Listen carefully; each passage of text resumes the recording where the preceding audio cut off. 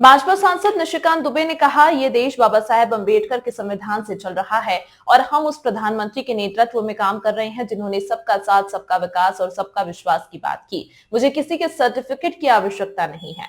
प्रधानमंत्री ने सबका साथ, सबका विकास और सबका विश्वास की बात की है, इसीलिए मैंने कहा कि जो भी कंफ्यूजन दिखाई देता है वो आर्टिकल 14 और 15 के हिसाब से ठीक हो जाएगा। लेकिन सुप्रीम कोर्ट ने अच्छी बातें कही हैं, उन्होंने कई बातें कही हैं जिसका मैं पहले से ही हितैषी रहा हूं।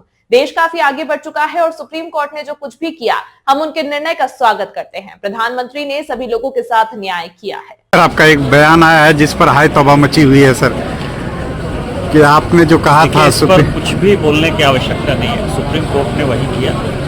मैंने हमेशा कहा, बार बार कहा कि आर्टिकल 14 और आर्टिकल 15 संविधान का एक ऐसा आर्टिकल, ये देश बाबा साहब अम्बेडकर के संविधान से चल रहा है और हम उस प्रधानमंत्री जी के नेतृत्व में काम कर रहे हैं जिस प्रधानमंत्री ने जो है सबका साथ, सबका विश्वास, सबका विकास किया। यही प्रधानमंत्री थे जिन्होंने कि सवर्ण पिछड़ों के बारे में ध्यान दिया। 10% आरक्षण यदि नहीं रहता, मैं जिस मोहल्ले में रहता हूँ देवघर में, एक छोटे से जगह में जहाँ मैं रहता हूँ, वहाँ के भी 10 बच्चे आसपास के उस मोहल्ले के 2020 के बाद जो है कम्पीट किए हैं। वो आज IAS हैं, IPS हैं, IFS हैं। मुझे किसी के सर्टिफिकेट की आवश्यकता नहीं है, हाय तौबा की आवश्यकता नहीं है।